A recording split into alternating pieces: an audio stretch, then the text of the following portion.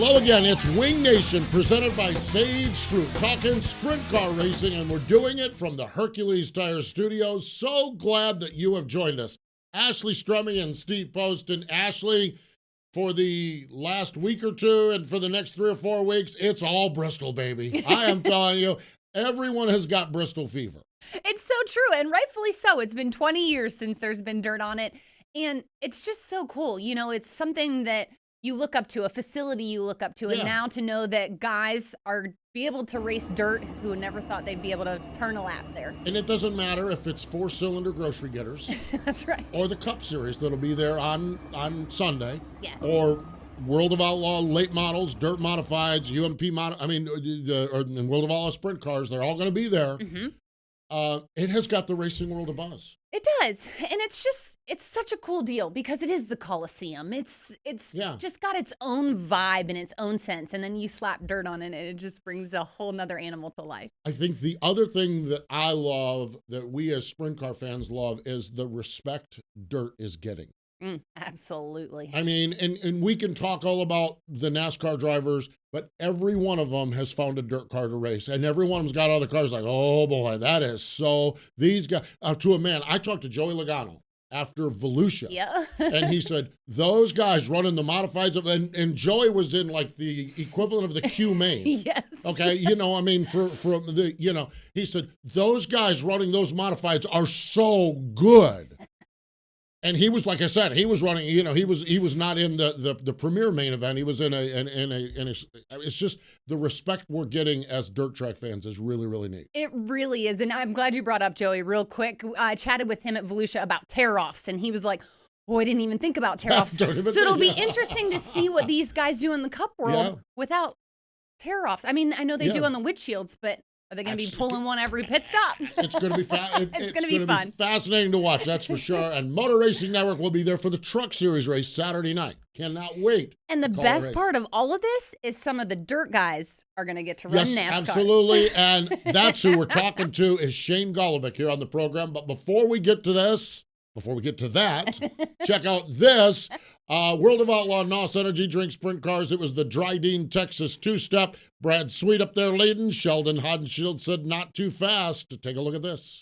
And now for the Dryden death-defying move of the week, where one driver simply amazes us with their on-track moves. Sheldon to the top in 3 and 4, looking for the race lead.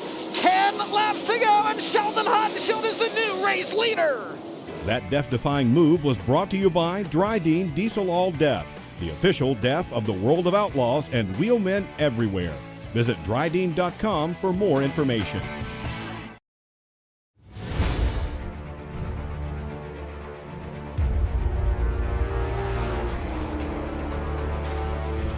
Pride. Passion. Performance.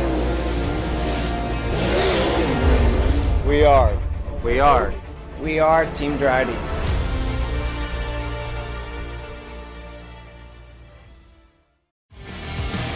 It is Wing Nation presented by Sage Fruit. We are going to the Hercules Tire Hotline. Joining us, one of those drivers that is going to get Bristol fever this weekend. Shane Golobic joins us. Hello, Shane. Welcome back to Wing Nation. Hey, thank you guys. Thanks for having me on. Dude, we call up everybody. We talk sprint car racing. We're actually calling you. We're going to talk a little NASCAR. Now, we'll get some sprint car racing as well. But this opportunity to run in the Cup Series at Bristol, how did this come about?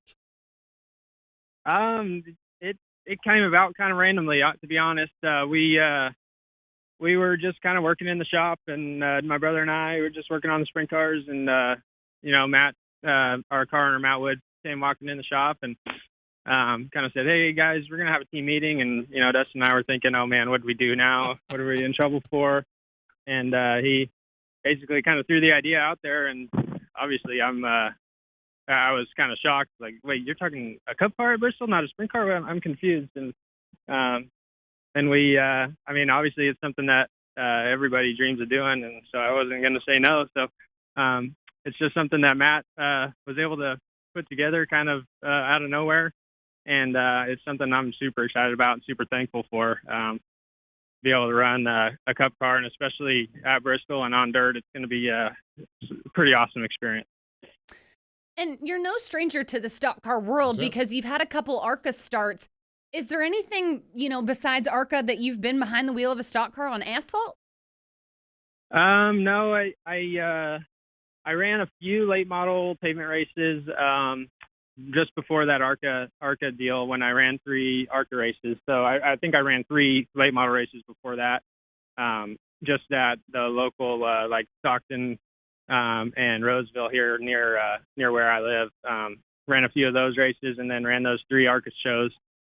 So not a whole lot of fendered experience, but it is something, and it is something that I think is going to help, just at least having that little bit of knowledge just to fall back on. What obviously it was on pavement, and it's completely different style of racing and different types of racetrack and car and everything. But just the fact that I've got a little experience in a car with fenders is going to be useful for sure. And then obviously the dirt's going to be the big equalizer as far as trying to find speed. So that's something I'm really excited about, and I think it's something that I'm glad that they're giving us some practice. I know the Cup guys haven't had any practice all year yet, so it's definitely good that I'll be able to get a couple 50-minute sessions and get as many laps as I can, and try and get up to speed as quick as we possibly can, and see what we can do. Shane, the format of NASCAR racing, you find yourself in a really good spot. You're right. There's practice and there's heat races. The good news is you've been able to partner with BJ McLeod and Matt Tifft, Live Fast Racing, and they have a charter, okay? I know you don't want to start at the back. I know you want to run the heat race and get up front, but how nice is it with those practice and with those heat race sections to know that you're in the Sunday show and you can use those to fine-tune what you're doing? Oh, it's huge. It's definitely a nice thing to have kind of in your back pocket. You don't have to race quite as hard in a heat race and try and, and beat out, anybody to try and get a spot in the show. You already know you're locked in, which is, it's huge. I mean, it's something that it'll allow me to kind of creep up on finding speed each lap, and I don't have to do anything too crazy in a heat race to try and get, into the show. So it's something we'll be able to tune on the car and tune on my own driving and just do it kind of at a little bit of a steadier pace and hopefully get ourselves as prepared as possible for the 250 lap race on Sunday as we can. And it's going to be really interesting. I've never run a race 250 laps long, obviously, and I'm used to our 30 lap sprint car races. So there's going to be some learning curves throughout that race, but I think, if I can stay out of trouble and stay within striking distance of, having a good run, by the time we're done with 200 laps, I sure hope I have it somewhat figured out by then. So it's definitely going to be an interesting experience, but I'm ready for the challenge, and I'm going to do everything I can to get the best finish we possibly can. Shane, since you brought it up, 30 laps, 250 laps, huge difference. Is there anything that you're physically doing to prepare yourself, for that exhaustion that you're ultimately going to maybe see after 250 laps? Yeah, I mean, I've been asking around, asking questions about what people do to prepare themselves. I try to stay in pretty good shape for the sprint car races because although the sprint car races are only 30 laps, they're pretty high pace and exhausting, and you get yourself pretty worked up throughout 30 laps. So it's just going to be a different pace. It's something that you're not going to be going at the same pace as you would in a sprint car for 30 laps for all 250. So it's just gonna be about breathing and pacing myself and staying hydrated and just asking my team and everybody involved what needs to be done to help prepare myself the best as possible. And that's what I'm going to do is just ask around and be as open to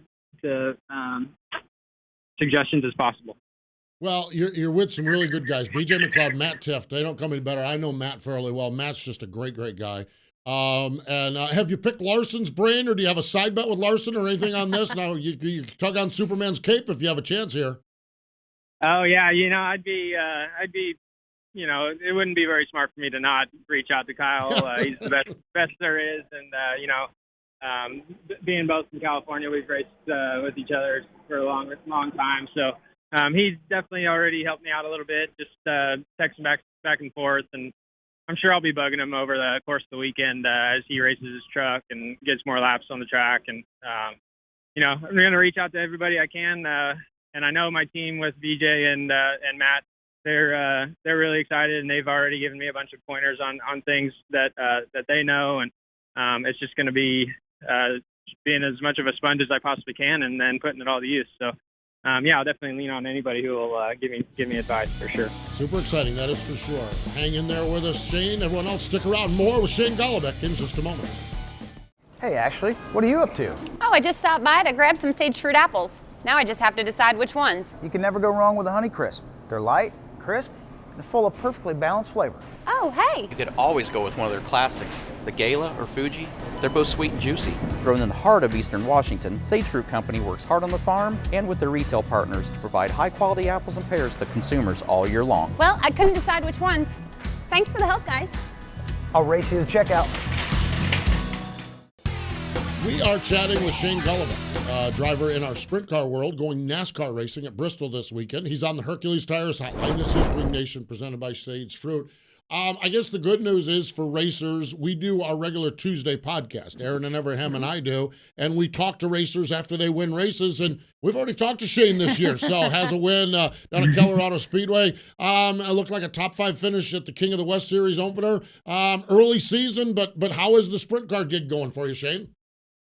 It's going really well so far. We've had really good speed every night with our NOS Energy Drink Elk Grove Ford 17W. We've finished in the top 5 every race so far, but one where we got a flat tire at Marysville and weren't able to get back out. I can't complain about the speed.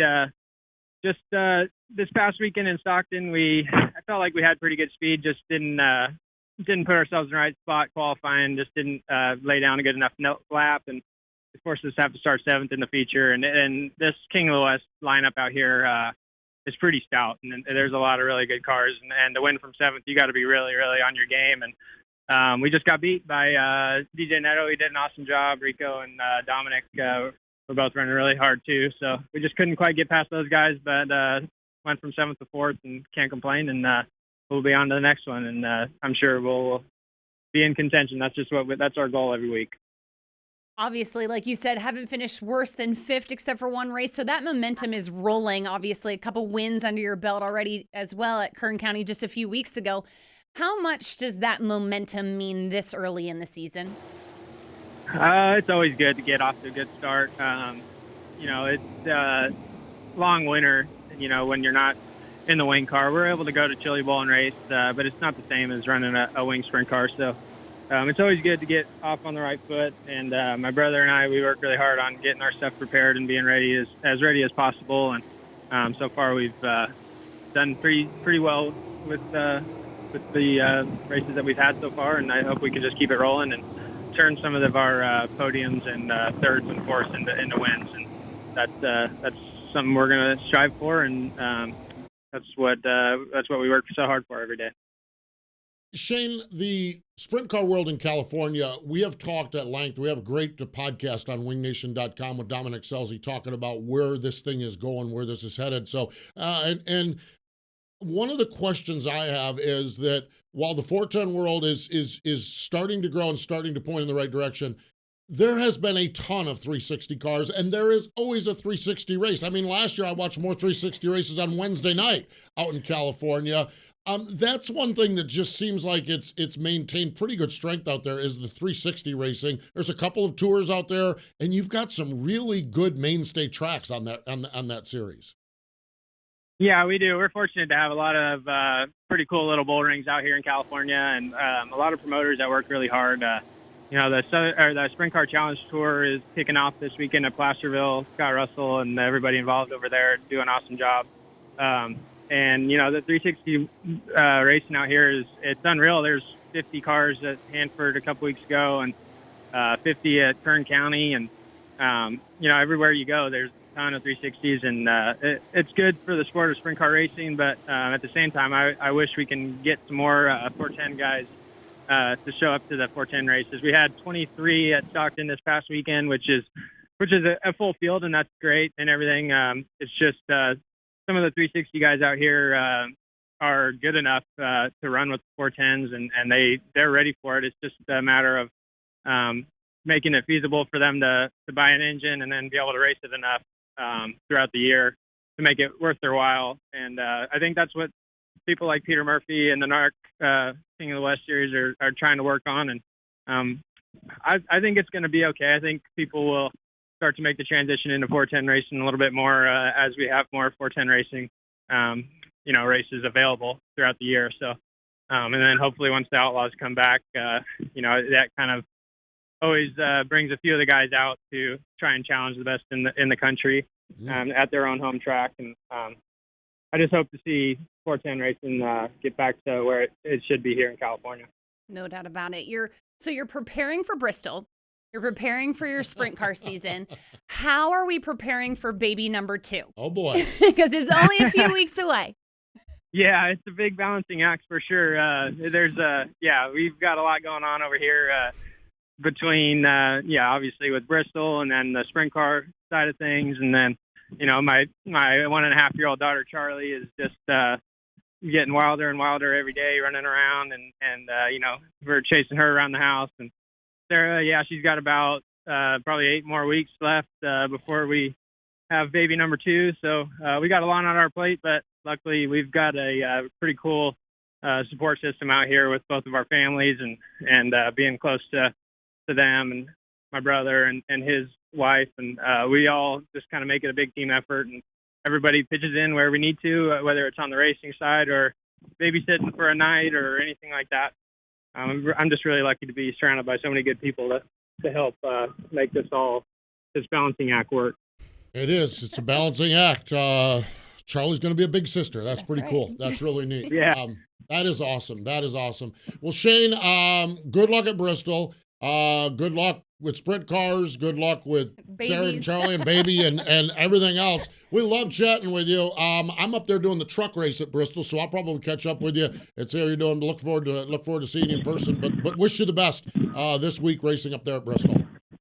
Thank you. Yeah, hope to see you over there. And we'll be there every night trying to study as much as we can, watching the trucks and everything we can. So it'll be a pretty cool experience, and I'm excited for it. Absolutely, as you should be. Shane Golobic joining us here on the Hercules Tire Hotline. Stay with us. Our Tweet Your Seat, Tweet of the Week, and a whole lot more. A lap around the sprint car world are coming up next. Power isn't born. It's built over time. For over 65 years, Hercules Tires has been providing the muscle to move more drivers. Whatever the vehicle, whatever the terrain. And we back it with a powerful protection plan. So wherever the road or the trail takes you, we have the selection, value, and strength to get you there. Hercules Tires. Ride on our strength. You're watching Wing Nation presented by Sage Fruit, and it is time for the Tweet Your Seat Tweet of the Week. We've talked about it a lot today. Yes. Stockton Dirt I know Track. we have, yeah. Good West Coast conversation right. for sure. Kelly Buchanan sent this tweet in. It's obviously in Northern California. 23 410 sprint cars. It was the NARC King of the West season opener.